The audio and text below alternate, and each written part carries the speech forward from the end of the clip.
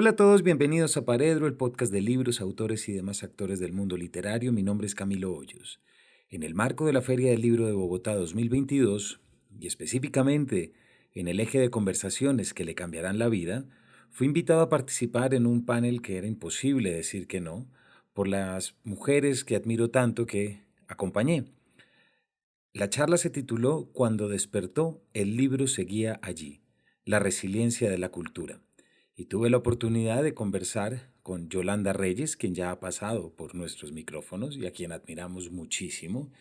Y estuvimos conversando moderados por otra mujer a quien también admiro mucho y he leído y escuchado mucho, como lo es la periodista Yolanda Ruiz.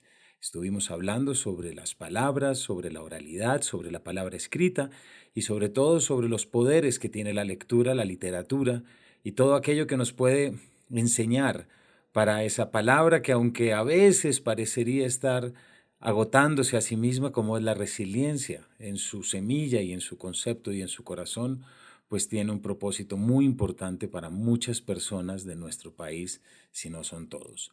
Así es que los dejo con un capítulo que se convierte a partir de una conversación en la Filbo como parte de nuestra alianza, y por primera vez no soy moderador de una de nuestras conversaciones, pero le paso la antorcha a quien mejor que a Yolanda Ruiz para que ella sea quien modere esta conversación. No puedo dejar de mencionar que esta invitación a hablar con Yolanda Reyes y Yolanda Ruiz no deja de ser un reconocimiento al trabajo que hemos realizado aquí desde Paredro. Así es que en primer lugar quiero agradecerle a los oyentes que nos han apoyado y que nos han escuchado, y en muchos aspectos siento que esta conversación se hizo casi que entera pensando en ustedes. Sea este, por lo tanto, un espacio para agradecerles por escuchar y por apoyarnos. Y ahora sí, sin mayores preámbulos, los dejo con la conversación y cuando despertó, el libro seguía allí, la resiliencia de la cultura, pero que en este caso no lo apropiamos hacia lo que es la lectura. Bienvenidos. Buenas tardes y mil gracias por estar aquí. De verdad que es emocionante el reencuentro presencial en la Feria del Libro después de 2 años de haber estado en conexión virtual. Esto es maravilloso. Y maravilloso que tenga la posibilidad, de verdad, es un orgullo y un honor para mí conversar con Yolanda Reyes de su libro El Reino de la Posibilidad, que lo tienen que leer si no se lo han leído, de verdad que vale la pena. Y con Camilo de Paredro. Yo voy a confesar algo que no debería confesar, pero pues está aquí entre nos. Y es que cuando Pilar me busca para que hagamos inicialmente una conversación sobre Paredro, yo dije, el podcast, sí, el podcast, no lo había escuchado. Y eso debería ser pecado mortal para quienes somos amantes de los libros y de la literatura.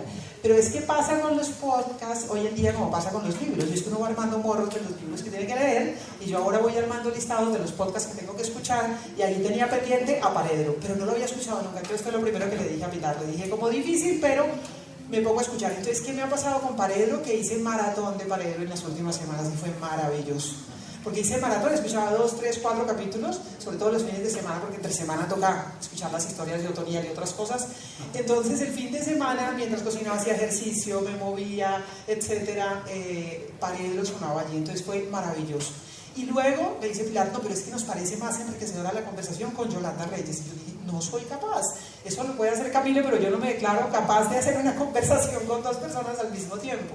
Ya había leído el libro de Yolanda, lo leí de una sentada, porque es un libro que enamora de entrada. Es un libro que no se puede soltar cuando uno empieza a leerlo. Y después dije yo, pues bueno, me lo leo nuevamente y tratamos de conversar con Camilo y con Yolanda sobre palabras, sobre libros, sobre resiliencia, que es el tema que nos han propuesto. Y yo creo que hay mucho para hablar de eso. Quiero empezar con Yolanda preguntándole sobre este libro, que comienza así. Trabajo en un pequeño lugar, con una librería y un jardín, a donde van las niñas y los niños a inventar las primeras historias. Como muchos no saben caminar y otros apenas dan pasitos inseguros, suelen llegar aferrados a la mano de un adulto o refugiados entre el pecho y el calor de un cuerpo familiar que huele aún a madriguera.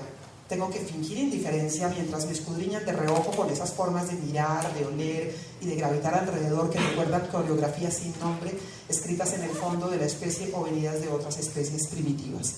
Así comienza este libro y cuando comienza no se puede soltar. Entonces le quiero preguntar a Yolanda por este libro, porque aquí detrás dice que es un volumen de ensayos, pero a mí no me cabe en ese nombre. Para mí fue como un abrazo, yo no sé, yo le pondría una categoría nueva a este libro y Camilo seguramente que me va a ayudar, porque es un libro que a mí no me cabe en la categoría de ensayo, es un ensayo íntimo, son relatos, es un pedacito de vida, es un contacto con los niños, con la vida, con la nostalgia, con los viejos, con los recuerdos, el enfrentamiento de todo lo que significó la incertidumbre de la pandemia, en fin. La historia del reino de la posibilidad, ¿cuál es, Yolanda? Bueno, muchas gracias por todo y a la feria y a los que están aquí también en un día tan lluvioso, que parece que está mejor ahora. Es un libro, algunas personas en este escenario ya me han oído contar esta historia. Es un libro que pretendía reunir algunas obsesiones, que casi siempre son las mismas, sobre esa, digamos, esa intersección entre mi trabajo como escritora y mi trabajo como persona que da de leer y que lee todo el tiempo a los niños y pues que ha estado en esto.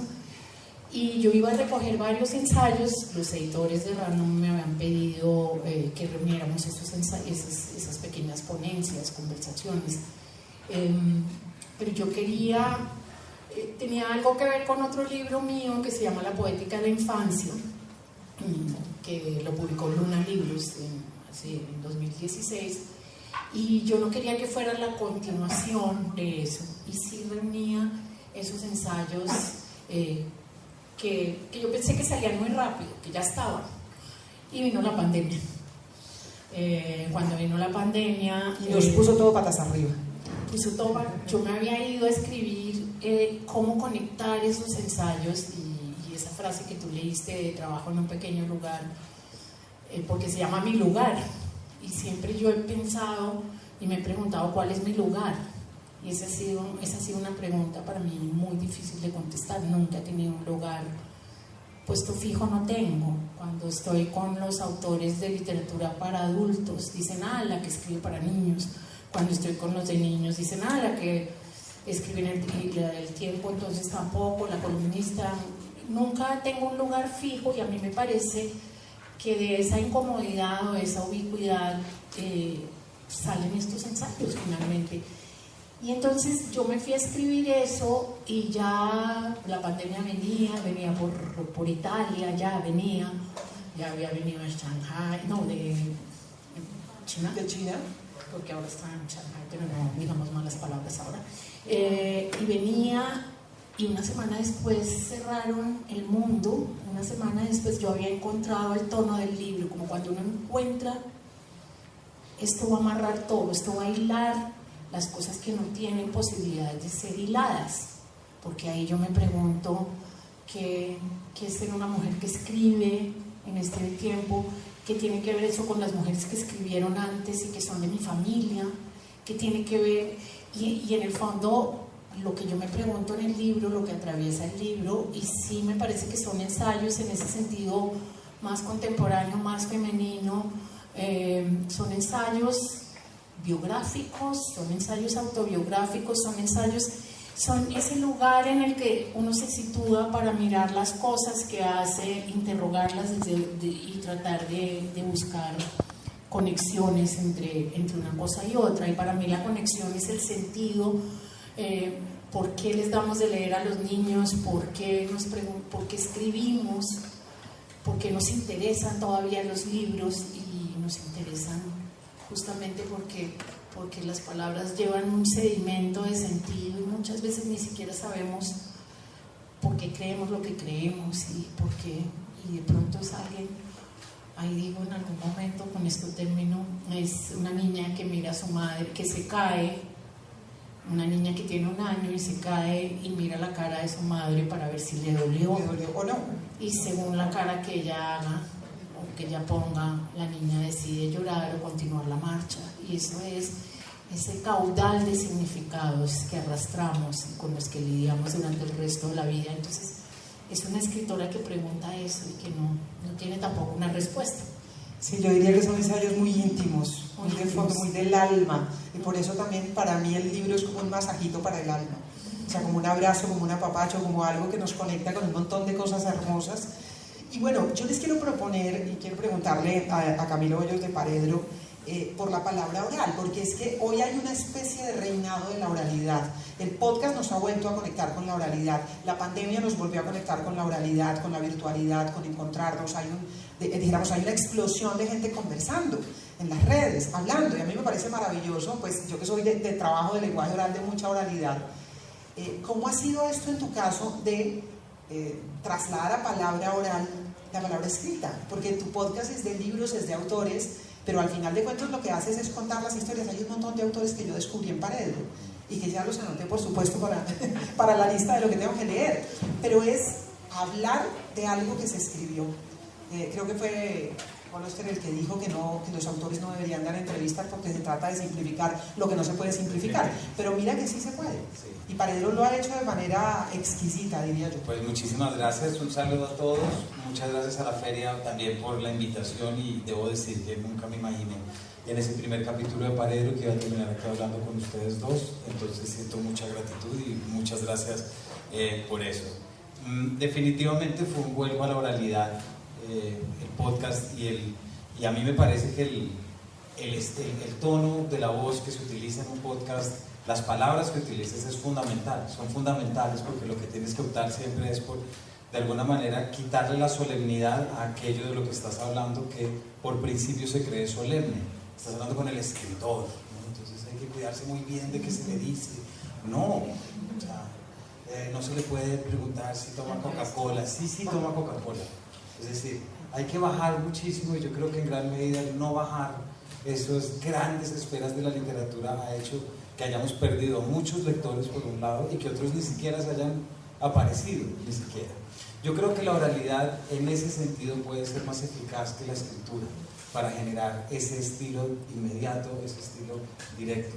A mí la experiencia, y le quiero contar, a mí yo creo que desarrollé esa experiencia porque yo hice un doctorado en Barcelona y trabajé con el profesor y escritor Rafael Argullol, y él escribió un libro a mano de 2000 páginas que yo le transcribí. ¿A mano? A mano. Y cuando estaba en la mitad de eso, me contó que el grupo, ahí estaban saliendo los blogs. O sea, si ahorita son los podcasts, en ese momento eran los blogs. Entonces él me dijo que lo habían invitado al grupo Prisa a participar en un blog, entonces que no podía hacerlo porque estaba esperando que qué me parecía si nos reuníamos una vez a la semana. Él llevaba un tema, hablábamos y luego yo lo transcribía de nuevo. Y fueron muchas horas, pero en realidad sí fue un fogueo, porque era yo empezando el doctorado, sentarme con un profesor, y él llegaba y de repente decía: hoy hablemos del insomnio. Y saque del insomnio, o sea, y le toca. Y entonces eso me dejó como trabajar un músculo que es como para encontrar sentido y para poder pasarlo a palabras. Y a mí me parece que es lo más importante, voy a decir, a mí me parece que todo lo que yo quiero hacer con literatura, sea Paredro, sea escrito, en tu caso, pero todo tiene que ser charlado. Conversadito mejor. Conversadito mejor. Y eso me parece que es un principio. Y es que la oralidad tiene algo que es la emocionalidad, es decir, la cadencia de la voz, cómo sube, cómo baja, lo que se puede comunicar en la manera en que uno realmente no solamente es una palabra escrita es una palabra escrita, y la interpretación la tiene cada quien, pero la oralidad te da la posibilidad de conectar emociones. Yo le decía a Yolanda, ahora que nos encontrábamos allá afuera, que con el libro de Irene Vallejo, que es uno de los grandes libros de los últimos tiempos y lo será seguramente durante mucho tiempo, a mí me pasó que leí 30 páginas y lo dejé, porque los libros tienen sus momentos. O sea, uno empieza a leer y de pronto no le entró. Este de Yolanda me lo leí en una sentada, primera línea y hasta el final. Pero el de Irene lo dejé, y fue después de la charla que tuvo Yolanda con Irene en el High Festival que llegué y dije: lo tengo que leer, porque entendí otras cosas, porque encontré otras cosas. Y me pasó lo mismo con el de Tomás González después de la charla que tuvo contigo, el del Océano Pacífico. Me pasó exactamente lo mismo. Había arrancado a leerlo y como que me quedé, pues todas estas digresiones que van y vienen y todo eso, y como que no lograba. Y me pasó lo mismo, después de Paredro dije: me tengo que leer el libro, lo voy a terminar, y lo terminé. Entonces yo sí creo que oralidad y palabra escrita van emparentadas. Yolanda dice en una parte del libro que la emoción nace en un lugar en donde no están las palabras todavía.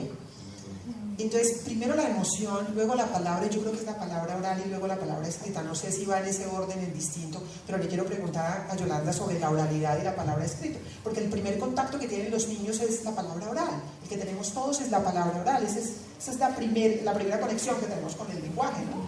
Y cómo llegamos a la palabra escrita y cómo podemos ir y venir. Sí, y además, pero antes de eso, es que me parece que lo de la conversación, lo que hace Camilo, y cómo es de necesario en este país la idea de conversar, que no es pontificar, no es sentarse en la palabra, es como recoger el eco del otro y hablar sobre libros, que no es ni darles durísimo a los libros, ni lo que hacemos en el colegio, que es rendir cuentas sobre los libros, la idea principal.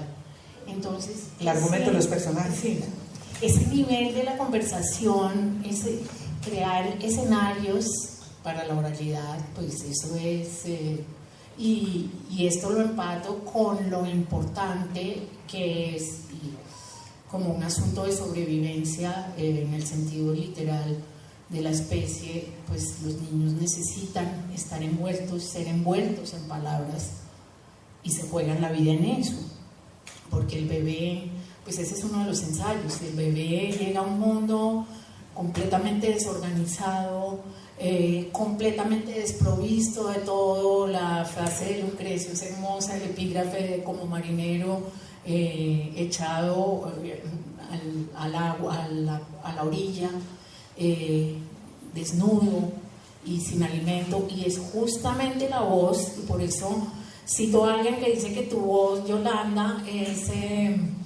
tu voz la tranquiliza, y es eso.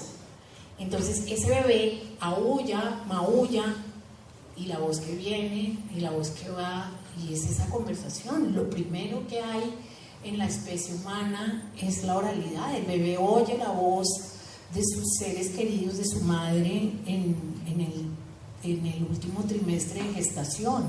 Cuando el bebé nace ya oye esa voz y ya está entrenado su oído para registrar esas cadencias de la voz. Oye una cantidad de cosas, ahora lo sabemos por las neurociencias, antes no lo imaginábamos, pero entre esa cantidad de tripas y de vísceras y de todo, y de sístole y de diástole, hay algo que es distinto, y es la voz articulada. Y el bebé pasa el último trimestre oyendo una voz, y eso lo va entrenando para separar las palabras, para apropiarse del canto de su lengua. Y lo primero es la voz, lo primero es la voz. Entonces es como, y de la voz al libro, a veces lo que se fractura en la escuela y lo que nos desconecta del libro es esa no continuidad entre las voces que nos acunan, que nos leen, que nos consuelan y nos confortan, las voces poéticas, que son las primeras lecturas de los niños, las narraciones, los aedas, los contadores, y eso es como si se perdiera cuando aprendemos a leer y a decodificar, y como si fuera una fractura, y a veces nunca se vuelve a recuperar, nunca más. Entonces, ¿por qué estamos en salones así? Porque necesitamos eso. ¿Por qué haces tu podcast? Porque volvemos a necesitar eso. Y yo creo que hay una necesidad. No claro. sé, tengo esa percepción, y no sé si Camilo la tiene, una necesidad de la palabra oral, que es paradójico, de la conversación, diría yo. Es paradójico en un momento en donde todo el mundo textea y manda emoticones, que luego les preguntaré sobre eso, porque Yolanda hace referencia en su libro, pero digo, hay como una necesidad de conversar. Sí, ahí yo quiero retomar algo que estaba diciendo ahorita Yolanda acerca de la necesidad de las conversaciones, por ejemplo. No, primero quiero ir un puntico atrás, y es, por ejemplo, gracias, Camilo. Por ejemplo, cuando nacieron mis hijos, que están aquí en primera fila, ¿no? Entonces, el parto, ¿qué pasa cuando uno es hombre? Es decir, sabe que los primeros meses, pues, uno está para que la madre esté bien, esa es su condición, y la relación que desarrolla con los niños no es la relación de la teta, por supuesto, es la relación de la voz y del canto. Entonces, lo único que yo hacía con ellos, bueno, muchas otras cosas obviamente, pero siempre que los cargaba era cantarles. que reconocieran la voz, que sintieran que esa persona que los acogía pues no podía ofrecer esas otras cosas, pero sí tenía una que podía brindar una relación. ¿Y eso por qué viene? Por tararear, por cantar, por empezar a dejar el sello oral. Y a mí me parece que quería complementarlo con lo que estabas diciendo ahorita. Y te voy a decir una cosa que dice Belio Cabrejo, que le decía yo a Santiago Espinosa en estos días. Dice Belio, nacemos del vientre de la madre al vientre de la poesía. Y eso es como la primera huella. Eso hiciste tú con tus hijos. Y aquí están, y no Y sé aquí si se están, y acuerdan. mira cómo ponen atención a la voz. Frente a las conversaciones, Yolanda, fíjate, yo te voy a contar una cosa de las que yo siento que a la gente disfruta mucho Paredro, y luego con mucha gratitud, porque es un espacio de ir a charlar, no es un espacio de ir a enjuiciar. A mí nunca me ha interesado con las, no sé, con las 70 columnas que alcancé a escribir en Arcadia, y después con los casi 95 capítulos que llevan Paredro, a mí no me interesa hablar mal de nadie, no me interesa. Yo sigo el principio de Wilde, de si hay algo peor a que hablen mal de uno es que no hablen de uno. Entonces, si tengo un capítulo, no lo voy a gastar hablando mal de alguien más, pues no le encuentro un sentido. Ahora bien, si es un premio, si es algo inmerecido, que ya puede tocar desde recursos públicos hasta malversación, porque pues todo premio tiene un reconocimiento, bueno, ahí sí hay que hablar, pero no desde eso. Y yo siento que la gente que escucha Paredro es un lugar en el que encuentra las cosas positivas de los libros y reconoce las cosas de los libros más de enjuicia o critica. Y yo siento que eso el oyente lo siente. Y en este país, que estamos siempre pendientes de cómo criticar y de cómo enjuiciar, pues de repente entrar a un espacio en que hay una suspensión del juicio moral y hay un intento de entender al otro desde la diferencia, pues la conversación cobra sentido, porque para eso se conversa, para transar las diferencias que se tiene con el otro. Uno no conversa ni para convencer ni para persuadir. Esa es la razón por la que leer sirve tanto, si uno sabe lo que es el narrador no fiable.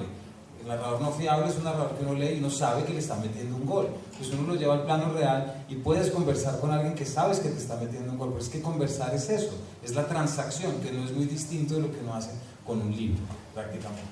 Total. Ahora, les quiero preguntar a los dos por el papel de las palabras de los libros durante la pandemia, porque a Camilo lo escuché preguntarle a los autores siempre, en las etapas del confinamiento, cómo lo estaban viviendo, cómo lo estaban percibiendo. Yolanda en su libro en varios momentos habla, por supuesto, de lo que significó el confinamiento, de estas abuelas que conocen a sus nietos a través de la pantalla, de tantas cosas que empezaron a pasar a través de la pantalla durante la etapa del confinamiento, de ese no ver sonrisas que me parece como lo más difícil, escribía yo alguna vez, de cómo las palabras nos sirvieron para transar nuestras emociones. Yo llevé un diario durante 80 días porque necesitaba hablar, porque los primeros 41 días, tal vez un poco más, los pasé sola, encerrada en mi apartamento y trabajando todos los días, que fue un poco lo que me salvó, hablar de los otros me salvó un poco también, y entonces necesitaba adicionalmente contar lo que no podía contar en radio. Yo sí creo que las palabras, los libros, las historias tuvieron un papel absolutamente clave, como toda la cultura, como la música, en fin, pero tuvieron un papel clave. Quisiera preguntar cómo lo vivieron, cómo sintieron pues, los libros. Hay una cosa que a mí me impresionó, Yolanda, y que creo que le da la razón a muchas de las cosas que Yolanda dice en ese libro tan bonito, y por lo que ella trabaja, yo creo que por lo que yo trabajo también. Y es que llegó la pandemia, llegó de China, llegó todo, y de repente la gente se empezó a preguntar cuáles son las novelas de las pandemias. Entonces volvió a aparecer Leclésio, volvió a aparecer Camus, volvió a aparecer el Decamerón, volvieron a aparecer novelas. Sí hubo textos, sí hubo ensayo. A los 6-7 meses empezamos a encontrar libros, pues cuando pudimos salir. Entonces eran libros de un día en la vida de un virus, cómo se vive con un virus, que era ya desde, digamos, un lenguaje ensayístico, científico. Pero lo primero que la gente necesitó fue la novela, porque a la gente le pasa como a mí me pasa, y es que a mí pueden pasar cosas, pero no es hasta que leo de ellas en una novela que en verdad las entiendo, y que en verdad sé qué fue lo que me pasó. Entonces a mí me llamó mucho la atención en primer lugar, fue el como, ¿dónde están esas referencias literarias que nos van a mejor permitir pasar esto? Y ahí apareció La peste negra de Decamerón, y todo el mundo diciendo, hombre, si estos superaron una peste negra y siguieron, pues entonces no está tan mal reunirnos a hablar de literatura. Y yo creo que muchos clubes terminaron un poco desde ahí. y todo virtual de un momento a otro, y la palabra nos sostenía. Tú hablas de eso en tu libro. Sí, es que Yolanda lo aborda muy bien en varios momentos del libro, en donde habla justamente de ese montón de interpretaciones, y hay momentos de desesperanza, y hay momentos de esperanza, es decir, hay momentos como de incertidumbre. Yo creo que todos los vivimos, como un carrusel de emociones, ¿no? La pandemia, claro, y el confinamiento. Y muy impresionante, al principio, claro, el primer mes yo dije, esto se acabó, porque no hay jardines en Espantapájaros, no hay libros, no hay librerías, esto se acabó y desapareceremos todos. Ya no hay feria del libro, por ejemplo, entonces faltaban 15 días. Claro, y al principio no desaparecimos, nos empezaron a pedir y a pedir y a pedir y a pedir voz, rarísimo era. La gente, ay, mira, ¿me puedes grabar? Para mí fue una pesadilla, porque todo el tiempo tenía que grabarme yo misma en un celular, y yo decía, pero ¿cómo me voy a grabar? O sea, pídanme que escriba una columna, lo que sea, pero, ay, me mandas un videíto, y un videíto era que todo el mundo quería videitos, y después empezó, pero era la voz la que nos amarraba otra vez al mundo, era la voz, era la historia la que entraba a las casas de los niños y de las familias. Y eso fue para mí muy impresionante, porque si era un poco como lo del Decamerón, otra vez, era como aparecen, nos pasó una cosa, pues eso no sale en el libro, pero yo creo que yo ya había entregado el libro. A mí me pasó lo contrario de lo que te pasó a ti. Yo me alejé de la novela por completo, y no sé si todavía, no sé si he retomado la costumbre. Yo era muy de leer novelas. Bueno, volví con Hamnet, fue la novela que volví a leer, pero necesitaba leer ensayos y cosas cortas. No sé si era por lo que estaba escribiendo, claro, uno relaciona lo que hace, pero durante un tiempo, o no sé si era porque la dosis de realidad era tan inmensa que necesitaba como reubicarme en un lugar de pensar, ¿no? Como encontrar a otra gente que hubiera pensado cosas, no sé qué cosas, y que hubiera pensado en papel, que hubiera construido como cosas, porque claro, todo el tiempo leíamos sobre la peste, cuántos muertos, qué pasaba, todos los días leíamos en esa cosa, y mientras tanto la gente escribía que mándame un videíto, y que si das una conferencia para la Patagonia, y entonces el libro de papel era como una especie de resistencia, era como el único lugar a salvo de los timbres. Lo que te pasó a ti con tu diario era eso, ¿no? Pero era muy raro. Yo sigo pensando que fue una época en la que las palabras y los libros que se iban a acabar, y los libros de papel que se iban a acabar, cobraron un protagonismo impresionante. La manera de estar en las casas de los niños era contarles cuentos. Esto era lo que iba a contar, un día en el que Colombia se había acabado, era un día de protestas sociales, todo ardía esta ciudad. Teníamos una madre muy cercana de Espantapájaros en cuidados intensivos, un abuelo muriéndose, era esa época dificilísima del año pasado, y los niños veían que ardían los parques y las cosas alrededor. Las maestras gritaban que estaban incendiando un CAI, y en un momento yo dije, vamos a llamar a unos autores que han escrito sobre esto, porque estos niños tenemos que hacer algo con ellos. Llamamos a Ibar Dacola, a Claudia Rueda, estaba yo, éramos como 5 autores colombianos. Podemos contarles un cuento a los niños esta noche a las 6 de la tarde, era un viernes, era la desesperanza total, era la locura total, era el caos. Todo el mundo dijo que sí. Empezó a María del Sol también, que se le estaba muriendo más o menos el suegro. A todo el mundo se le estaba muriendo a alguien ese día. Y dijimos por Facebook, como siempre. Y la gente se empezó a inscribir. Eran 1000 personas, 1000 y pico de personas, gente de todo el país. Tuvimos que buscar un canal de YouTube. Y estaban los muchachitos en las casas con las pantallas. Después veían las caritas, y ya después no había caras, y necesitaban un cuento con sus papás y sus mamás y sus abuelos en todo Colombia a las 6 de la tarde. Y eso fue un poco como tu podcast, y eran las palabras de la literatura. Entonces son cosas que seguiremos pensando en eso, yo creo que muchos años, ¿no? Hay un pedazo de tu libro, Yolanda, que es muy bonito, y es cuando hablas de esa mamá que llega a la librería y aparece la palabra miedo, sí, ¿cierto? Y entonces inmediatamente la librera le recomienda un libro de miedo y la mamá dice, en nuestra casa está prohibida la palabra miedo. Sí. Antes de la pandemia había muchas palabras prohibidas, salud mental, bienestar, soledad, acogimiento, etc. Esas son las palabras emocionales que la pandemia hizo resurgir y que esperemos que sea para quedarse, dejó plantado un criterio de lo que es la salud mental y de lo que puede ser la cultura, la literatura, la música dentro de la salud mental necesaria que se debe llevar. Hubo una cantidad de discusiones porque hay discursos ahorita, por ejemplo, en el que dice se cerró la ciudad, se cerró el país y todo el mundo se fue por sus libros.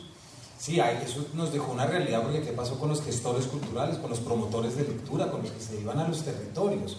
Pero sí fue evidente que empezó a sacar un léxico emocional de la vulnerabilidad que es un terreno muy fértil para pensar en uno mismo. Entonces yo creo que ahí la conversación, la lectura en voz alta fue también fundamental para recrear palabras. En donde nos salva la literatura, nos salva la palabra, nos salva el arte, es decir, lo que hicieron los músicos también de manera virtual y cómo nos conectaron, sí nos permitió hablar de otras cosas. Yo me pregunto si aprendimos algo de alguna manera, o salimos y estamos en las mismas, yo no lo sé. En uno de tus paredros, Manuel Pilas tal vez hablaba de la sencillez, de cómo nos dimos cuenta de que necesitamos menos cosas, y de que se puede tener una vida más sencilla, ¿no? Sí, él dice algo muy bonito que es la belleza de la cotidianidad, la belleza de la toalla recién doblada, cosas así como, y yo creo que sí, pero a mí me parece que el trabajo duro es ahora. ¿Qué queremos que se quede? ¿Qué queremos que se vaya? Desde lo más cotidiano, desde lo más, digamos, funcional. Pues nosotros vivimos a las afueras de Bogotá. Si a mí me llaman por una reunión de 20 minutos en la 26/30, digo, perdón, hagamos Zoom. Hagamos virtual. Hagámoslo virtual. O sea, no, pero es que hay otras realidades de por medio. Pero también hay otro que es el del cuidado personal. Todos nos vivimos en la necesidad de cuidarnos, fuera haciendo abdominales, leyendo poesía o buscando podcast y demás. Y yo creo que eso es algo que el colombiano no tiene. Se ha curado de golpe, pero no se ha curado como porque esté buscando. Les quiero preguntar por las mujeres, porque es que en el libro de Yolanda aparecen de punta a punta, desde la niña que le pregunta a la mamá, que mira a la mamá a ver si le da pista, a ver si dolió o no dolió, hasta la abuela que le daba de comer a las palomas y tenía un ritual para hacerlo, que recuerda mucho a Yolanda cuando le da de leer a los niños. Me encantó esa figura, darle de leer a los niños, así como se le da de comer a las palomas. Las mujeres están allí, pero encontré muchas mujeres en tu paredro y muchísimas mujeres buscando esa voz que ha estado, no sé si perdida, dormida, desconocida, que no conocemos, pero unas búsquedas inmensas de las mujeres por contar historias de otra manera, a su manera, con su lenguaje, en un empoderamiento tremendo. Yo me declaro generación bisagra, porque creo que Yolanda también, es decir, mujeres que nos formamos de una manera como en un mundo, y el mundo pasó a ser otro, y yo se lo agradezco mucho a mi mamá, que estudió hasta quinto de primaria y se empecinó en que sus hijas estudiaran y tuvieran una carrera, y decía, para que no te venga un pendejo a joderles la vida, y se empecinó, pero al mismo tiempo era la mamá que nos decía, llegó su hermano, vaya a servirle la comida, como una generación bisagra extraña, pero nosotros vemos las mujeres de 20 y 30 años, que es una generación tremendamente distinta, y oyendo a las escritoras en paredro yo decía, que es esta cosa tan hermosa que están haciendo, y cuando veo a las mujeres que nos relata Yolanda aquí, desde la abuela hasta esta niña, digo, algo está pasando allí, y sobre eso quisiera preguntarle, sobre las palabras de las mujeres que están en tu libro y que están en tu paredro. Pues a mí me parece que las mujeres escritoras en este momento están haciendo un trabajo fundamental en la producción literaria colombiana.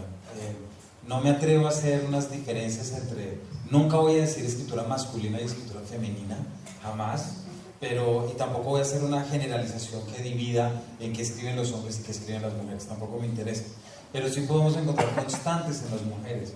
y muchas autoras en este momento están echando la vista atrás y están empezando a ver sus posiciones, que lo que les tocó vivir cuando eran niñas, revisando las figuras paternales, maternales, por ejemplo. De entrada se me vienen a la cabeza por ahí 5 novelas en que ese es el tema, ¿no? Desde Sara Jaramillo, Margarita García, Gloria Susana Esquivel, Diana Obando, tantas que están diciendo de dónde llegamos y cómo vinimos, y yo se lo veo por 2 cosas. Primero, es falso que las mujeres hayan comenzado a escribir ahora, y Yolanda nos lo muestra clarísimamente, además en y son el libro. muchísimas, pero además también hay una búsqueda de recuperar mujeres, dijéramos la biblioteca de literatura femenina que acaba de salir de Pilar y todo. Exactamente, que la curadora fue Pilar Quintana, que me parece fantástico es mirando que no las hemos visto de la misma manera como se ha visto a los autores a lo largo de la historia. Me parece muy interesante.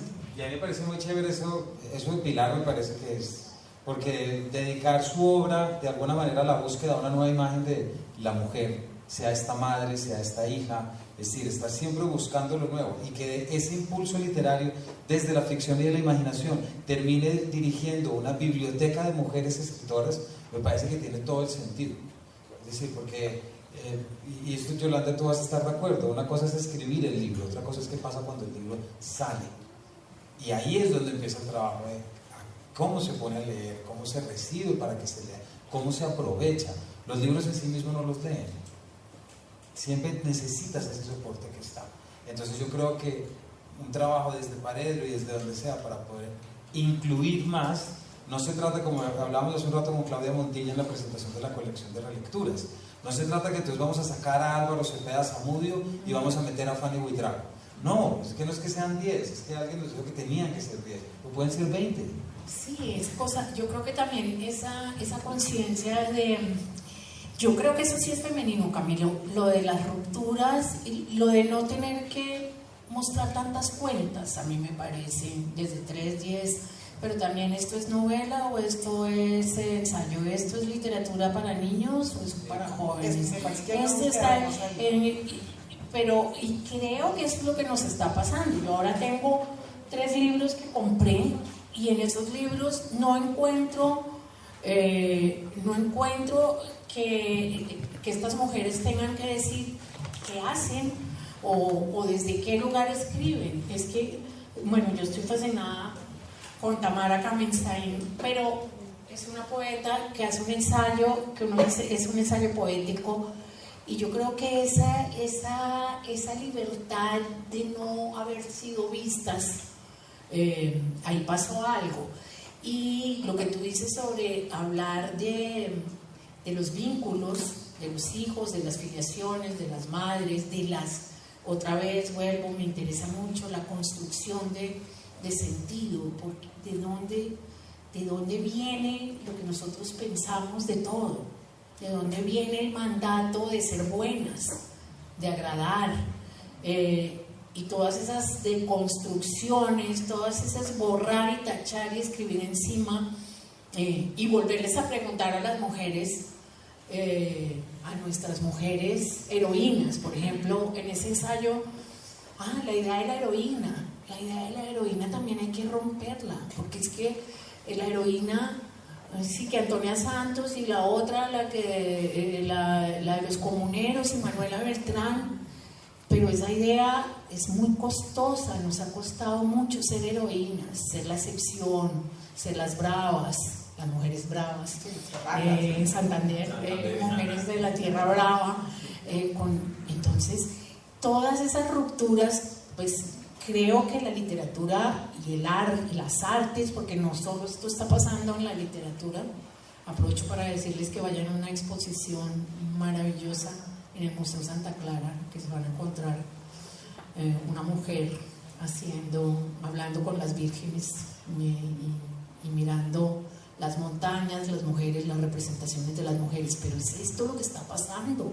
Todas nos estamos preguntando, esto que dimos por cierto, esto no era así. No era así. Y eso produce miedo, y los hombres están, no tú, pero al contrario, tú eres un aliado, bueno, pero hay muchos hombres que están muy bravos y muy asustados y muy perplejos, diría yo, y yo creo que sí ha entrado como una manera de mirar las cosas, que es una manera distinta, es una manera que alberga la emoción y que no tiene que pedir disculpas por tener digamos, un discurso que alberga o que piensa la emoción. Eso me parece que en eso sí hay muchos aportes de mujeres, y estoy pensando por ejemplo en Sidi Husbet y muchas antes de nosotros, de nosotras, pues esto viene, es una línea que viene aquí. Me encanta, buena hora. Me encanta, Yolanda, una referencia que haces a Hechizada. Me encanta. Y los que pasamos de ciertos años, los más jóvenes no se acordarán, pero los que pasamos de ciertos años nos acordamos de Hechizada, la historia de la bruja, porque entonces Yolanda habla de Hechizada que renunció a sus poderes para ser una buena esposa. Pero claro, y eso, o sea, lo hablábamos. La potencia de ese mensaje, ¿no? En un club de lectura hace poco hablábamos, pues estaban leyendo ese libro y hablábamos de eso, de esa cosa que también es muy ambivalente, porque Hechizada, que era bruja y con su delantalito y preciosa y todo, tenía que dejar de hacer todo con la nariz, porque Larry se sentía muy... Larry, no sé cómo se llamaba, yo no me la perdaba. Pero eso de no avergonzar al marido, ni ser más que el marido, ni ser... todas esas cosas que a nosotros nos dijeron. Esto cuando empieza ese ensayo, una tarde fresquita de mayo, y la mamá que le dice, si me juras que siempre muy buena, estudiosa y amante conmigo serás. Eso nunca le dijeron a los niños. A los niños no se les enseñaba a ser buenos, a los niños. Y yo todavía veo ni eso. Ni les decía cierren las piernas, que las niñas no se sientan. Y todavía les decimos a las niñas, qué lindo vestido el que tienes, y a los niños, uy, ¿qué estás leyendo? O ¿qué, cómo te fue en el colegio? O ¿qué? Todavía, es que hay muchas cosas que están muy instaladas y no nos damos cuenta, eso está ahí. Yo creo que al lado de lo que plantea Yolanda, de esa ruptura que se está generando, y que yo sí siento de alguna manera que estamos viviendo un sacudón enorme que me parece espectacular y me encanta poder vivirlo, poder verlo, es decir, haber nacido en un mundo y estar viviendo otro, que es impresionante. Yo creo que hay otra búsqueda, otra ruptura que lo sentí, lo percibí tanto en el libro de Yolanda, que yo digo no me cabe en la categoría de ensayo, es un ensayo íntimo, es un ensayo cercano, es un ensayo poético, es un ensayo, no sé, es otra cosa. Pero hay una ruptura también, lo noto yo, en autoras y en autores buscando unos lenguajes distintos, el lenguaje de la calle, el lenguaje oral, escuchar a los autores que hablan contigo, Camilo, de ese proceso de búsqueda, de contar las historias de otra manera. Es que nos dijeron que las novelas se hacían así, pues no, aquí estamos contándolas de otra forma. Y me parece que hay unas búsquedas impresionantes y además una afirmación de identidad de muchos niveles. Sí, es identidad de género de las mujeres, es identidad de raza, es identidad de las comunidades negras, de las comunidades indígenas, de la gente venida de muchos escenarios que las noto yo escuchando, y eso fue lo apasionante de hacer el maratón de Paredro, y es poder ver, digamos, como toda una posibilidad y una gama de cosas que están pasando, que verlas así muy rápido me permitió descubrir como una amalgama, y siento que hay una ruptura allí, pero no sé si es percepción mía.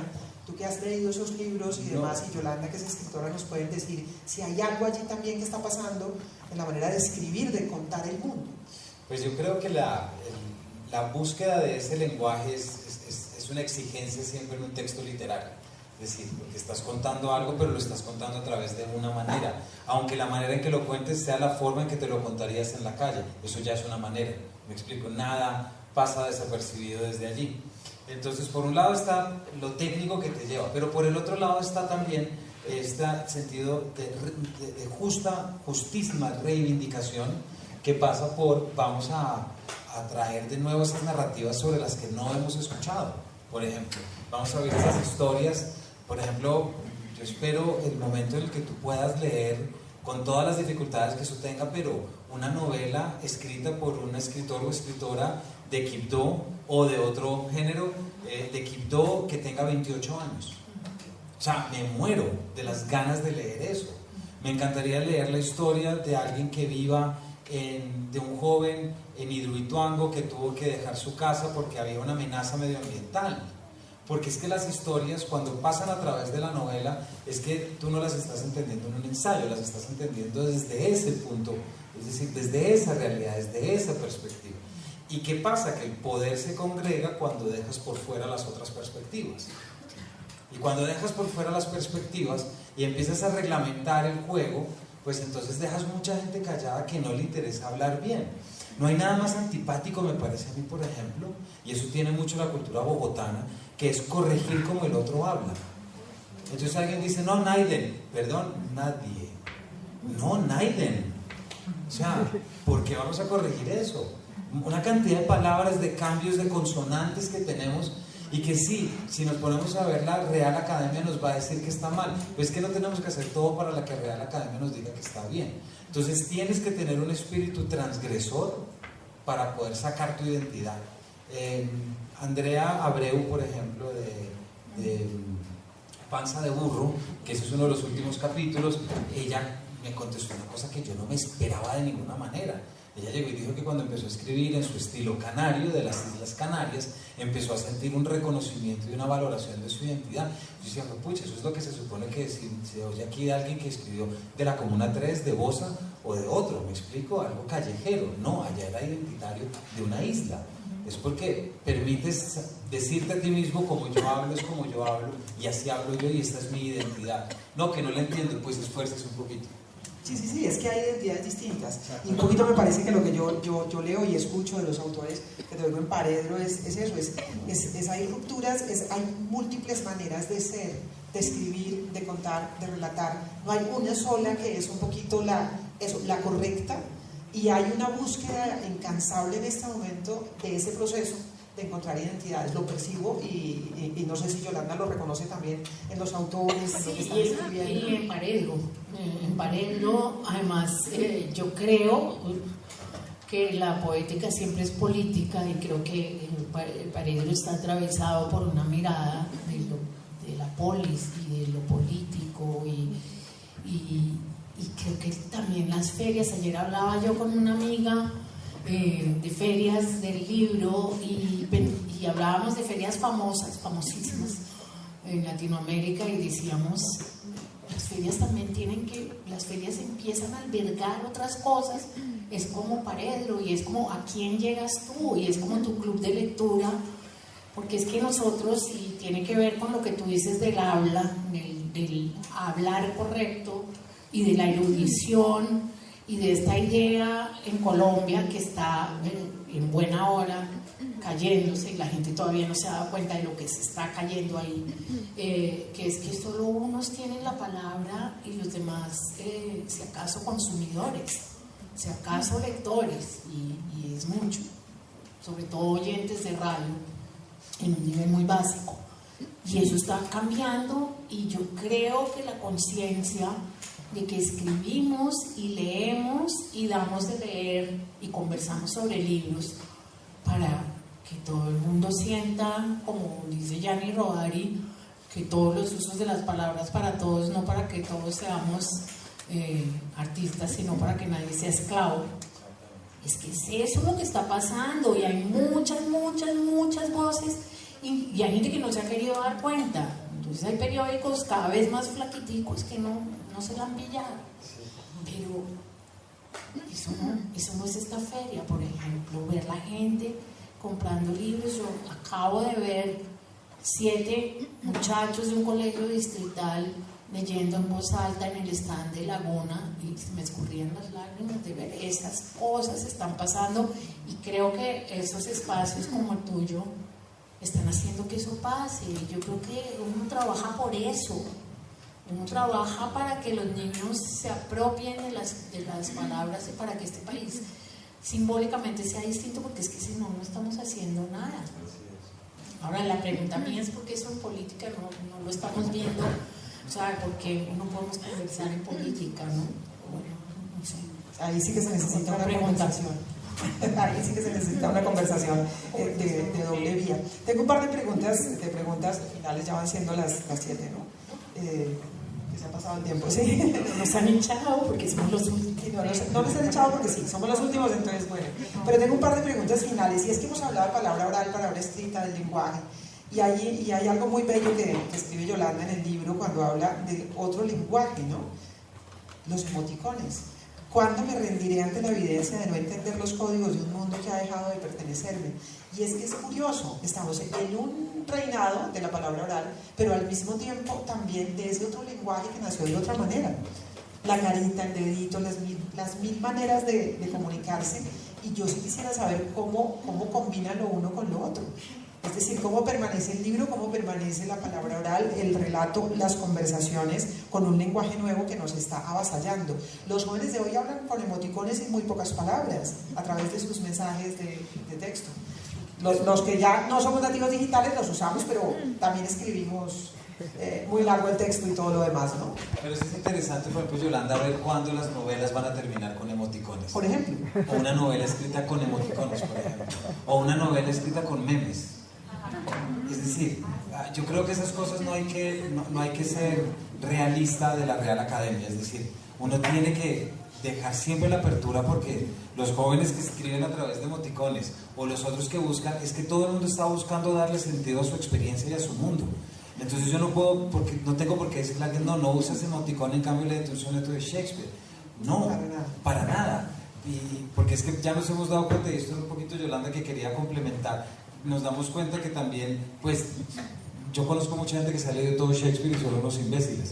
Perdón, es decir, eso no te garantiza nada. Es decir, porque es para qué quieres usar ese Shakespeare y para qué lo quieres. Entonces yo veo muy parecido. Si están apareciendo todo eso, son necesidades de la gente por comunicarse, son las posibilidades que tienen en lo inmediato, y uno no puede tomar el papel y decir, esta juventud, ¿cómo está de mal? No, eso nunca lo voy a decir, porque de nuevo uno tiene que ver lo positivo. Son otras maneras. Son otras maneras. Y estamos viviendo en ese sentido también, yo creo que, no sé si lo perciben así, como una forma nueva de empezar a contar las historias y de comunicarse. Y es posible lo que tú dices, que un día tú estés conversando con un autor que dice un libro de emoticones. Bueno, pues todo lo que hay en este momento de novela gráfica, que es impresionante, por ejemplo. Es decir, hay mil posibilidades, mil posibilidades. Claro, se abre el mundo a muchas posibilidades, pero yo sí creo que hay distintos niveles. Yo sí creo que la educación necesita pensar estas cosas en serio. Me parece que un mundo solo con emoticones es un mundo al que le faltan otras maneras de decir las emociones. Me parece que hay un espesor simbólico y que hay una manera de estructurar el mundo y de simbolizarlo y de operar con símbolos que tiene un lugar en la formación del pensamiento, y me parece necesario, casi que lo veo como un acto de resistencia. Claro, los emoticones siempre van a estar ahí, eso nos lo da, no sé si Apple o bueno, cualquiera de estas multinacionales, la que sea. Estamos todos haciéndolo y está bien, pero tener la conciencia de que el trabajo, o sea, que la literatura y la cultura y las artes y el pensamiento y la filosofía yo las encuentro en este momento más necesarias que nunca. Eso no quiere decir que no haya muchas formas de expresarse y de crear historias.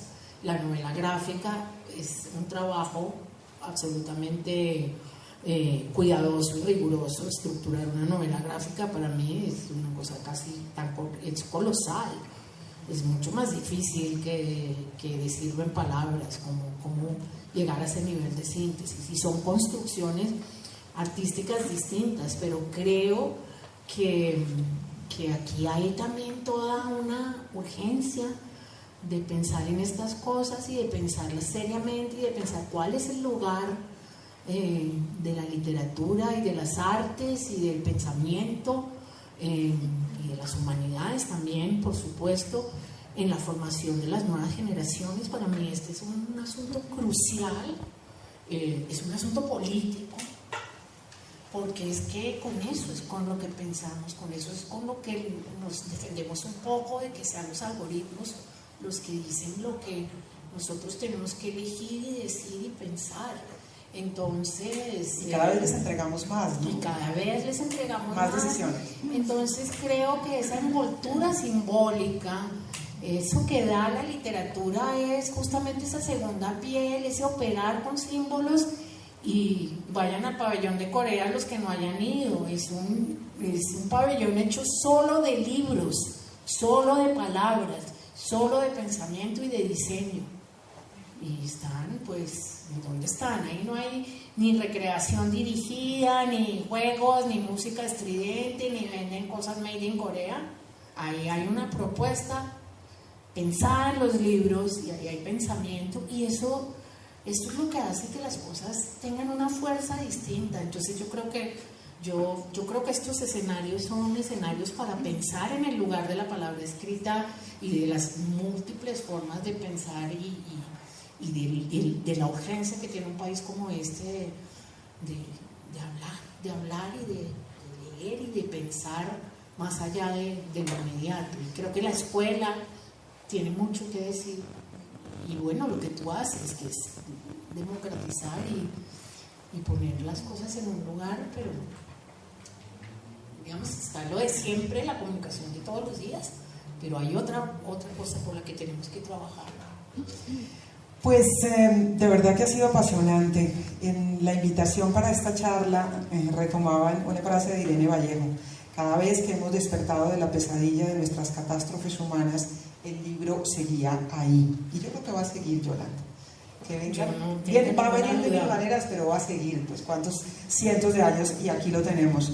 Y yo diría que en esta última pesadilla de la pandemia no solamente estaba ahí cuando despertamos, sino que nos acompañó durante toda la pesadilla, por fortuna.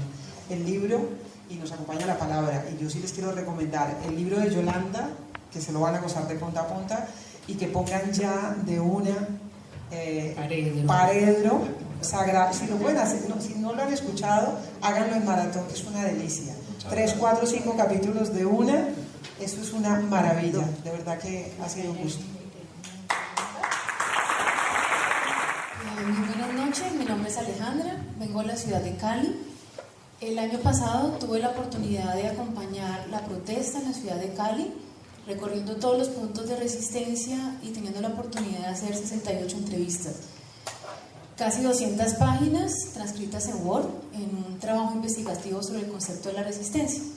Entonces, ahora que ustedes abordaban el tema de la mujer, el tema de la literatura y por supuesto ese concepto que hoy parece estar muy de moda, sobre todo en este país, sobre la resistencia, ver tantas mujeres en esos puntos de resistencia, cocinando, tejiendo, cantando, pintando, y sobre todo mujeres resistiendo en esa primera línea, ¿no? Entonces, ¿cuál es esa percepción y cómo también la literatura permite reflexionar sobre esa palabra mujer, género y resistencia?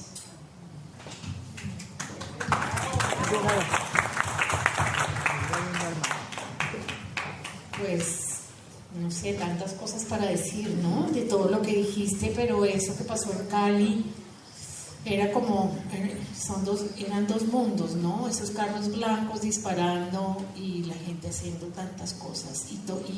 Y lo que tú dices, esas entrevistas quedaron, hay libros que seguimos leyendo sobre esos movimientos, sobre lo que pasó allí, que se dijeron de otras maneras, porque había un silenciamiento muy grande, pero ahí es cuando cobra mucha fuerza tener la palabra y tener posibilidades de expresión y sentir que somos red. Eso es lo que a mí me parece que en Colombia está cambiando. Yo fui a la Feria del Libro de Cali el año pasado, que era después de todo lo que había pasado y qué fuerza la que había ahí y todo lo que está pasando en la universidad. Y yo creo que en Cali se muestra muy bien eso y bueno, hay que seguir en estas. Yo creo que eso es lo que nos puede dar otra mirada de las cosas. Y tienes razón en lo de las mujeres, en lo que estaba pasando ahí, estaban muchos movimientos de mujeres. De nuevo, porque eso es como una obsesión que tengo, nada mejor que ver estas experiencias convertidas en novelas o en creaciones. De nuevo, porque la novela es un método de entender la realidad, es un método de conocimiento, ¿verdad? No es científico, es literario, y eso tiene sus componentes. Entonces nosotros desde un trabajo en la Fundación Gratitud, por ejemplo, durante el paro en Bogotá invitamos a los chicos, raperos, chicos y chicas de Soacha, a que entendieran que la piedra que más dolía era la palabra. Es decir, Buenísimo. es decir, y es así, ¿cierto? Es decir, tú botas la piedra y claro, haces el daño, pero si dejas el verso queda ahí. Y hay versos que no se borran jamás, pero hay que escribirlos. Porque la intuición no tiene memoria. El lenguaje sí, el canto, la voz, la composición, porque eso es como la transacción con la experiencia. Todo lo que pasa termina convertido y contenido en ese lenguaje experiencial que va a mostrarle a todos los que vengan que eso pasó y fue real. Y que pasó distinto a como nos lo contaron, que hay otras maneras de contarlo, ¿no? Que eso también es importante. Que ahí puedo hacer yo mi pequeño aporte en mi reflexión, y es que para mí sí fue un sacudón desde mi trabajo, en ese momento como directora de un medio de comunicación. Yo recuerdo en la movilización inicial de noviembre del año 2019, yo escribí una columna en la que daba cuenta de la perplejidad que yo sentía frente a lo que estaba pasando, y escribí en esa columna diciendo que estaba demasiado cerca de los hechos y no lograba entenderlos, pero que algo había pasado en las calles de este país. Cuando tú ves a una sinfónica en las calles, cuando tú ves a profesores dando clases en las calles, cuando tú ves unos carnavales, unos festivales, una gente cantando, cuando tú ves que pasa todo eso en las calles, algo está pasando y no lo acabamos de entender. Y luego viene lo del paro de abril y no lo acabamos de entender. Y para mí fue todo un descubrimiento, porque es que la democracia representativa se tradujo en la democracia directa caminando por las calles. Y por eso tú no podías entender lo que estaba pasando en el paro. Los periodistas normalmente tramitamos la información de la mano de las fuentes representativas también. En una democracia representativa tú tramitas la información con las fuentes que representan a la gente. Entonces tú buscabas a los miembros del comité de paro, que no representaban a la gente que estaba en la calle, y tú buscabas al gobierno, que no escuchaba a la gente que estaba en la calle, y tú buscabas a quienes normalmente buscamos como fuentes, y tú no entendías lo que estaba pasando en la calle. Y en este país que lleva 60 años matándose, pues nosotros entendemos todo en clave de violencia, y resumir lo que está pasando en este país como un problema de vandalismo, de bloqueo o de terrorismo es una mirada absolutamente miope. Hubo vandalismo, sí, hubo violencia, sí, hubo cosas censurables, sí, pero algo más pasó, algo muy muy fuerte y muy hondo, y no lo hemos leído ni lo hemos entendido, y los periodistas no estuvimos a la altura. Yo les dije, yo me puse a cubrir fuentes directas de otra manera, a través de redes sociales. Entonces empecé a cubrir fuentes directas. El joven indígena que estaba desde su celular mandando información, un camionero en Instagram que era muy bueno porque contaba dónde estaban las vías bloqueadas, un joven fotógrafo en Cali que estaba tomando fotografía de lo que ocurría, y yo empecé, y yo les decía a los periodistas, hay que hablar de otra manera, hay que encontrar otra manera, porque las fuentes tradicionales que estamos cubriendo no nos están contando todo lo que está pasando. Aquí están pasando más cosas, pero nosotros en Colombia estamos acostumbrados a leer la realidad en términos de buenos y malos, de los que son violentos y los que no son violentos, y me parece que no estamos leyendo la cantidad de matices que tenemos, y yo creo que ahí tenemos un pendiente los periodistas, que no estamos narrando bien la realidad. Algunos sí, por supuesto, pasa de todo, pero no acabamos de ver bien lo que está pasando, y por eso estoy con Camilo. Hay que contar esas historias, hay que hacer novelas, hay que hacer teatro, hay que hacer arte, hay que hacer música, que fue otra cosa que descubrí también en esos días, la cantidad de arte, de música, de producción cultural que hay en este país, y que nosotros desde los medios de comunicación no hemos visto, porque cubrimos un pedacito del país nada más, y esas son las voces que están reclamando ser escuchadas, vistas de mil y mil maneras. Entonces yo ahí hago una culpa, y para mí un esfuerzo profundo que hice durante esos días para tratar de hacerlo mejor. Esa era la idea. Yo creo que no lo logramos del todo, pero esa es la idea, y estamos en esa búsqueda también. Estamos en esa búsqueda porque algo está pasando, y si los periodistas no nos acudimos rápido, pues digo, es el reclamo que nos está haciendo la gente en la calle también. Sí. Es el reclamo que nos están haciendo. Eso que tú dices de hay que hablar de otra manera, que yo creo que eso es lo que hace la literatura, y eso es lo que el periodismo también, no todos, pero eso fue eso que tú hiciste, eso se sintió, es ese hablar de otra manera y hablar con otros que hablen otros que no han hablado. Es que esas son las voces que si no las dejamos hablar, van a hablar de otra manera y van a hablar de maneras muy violentas. Cuando no se puede hablar de unas maneras, habrá que buscar otras maneras. Entonces eso me parece una frase, hay que hablar de otra manera. Sí. Hay Y que yo hablar quisiera con otras complementar fuentes, sobre el tiempo ya, pero complementar una cosa que tú dices, que el papel del periodismo, pero también yo creo que los profesores, promotores y actores del gremio literario también hay una responsabilidad muy importante de cómo entra la literatura a jugar ahí, porque yo creo que la literatura tiene, y si nos ponemos pues a hacer aquí pero yo creo que lo que más valoro de la literatura es la capacidad de generar conciencia y de reconocer la diferencia en el otro. O sea, quedémonos con lo básico. Es decir, es que tú eres de uno y ese juego de contrarios, la gente no es buena o mala. O sea, la gente no es buena y mala y la gente no se levanta a hacer mal porque sí, porque, o sea, no son personajes de novelas o películas de los 60 que gritan, voy a conquistar Colombia. No, la gente actúa porque se ve la necesidad de actuar. Nos guste o no nos guste lo que haga, querramos entender, pero la gente actúa y es la literatura y la intimidad literaria la que nos permite entender tanto a la víctima como al victimario y acercarnos a los dos por igual, porque es una novela y estamos en la suspensión del juicio moral y eso es lo que nos permite la literatura. Bueno, mil gracias por tu pregunta y mil gracias a todos.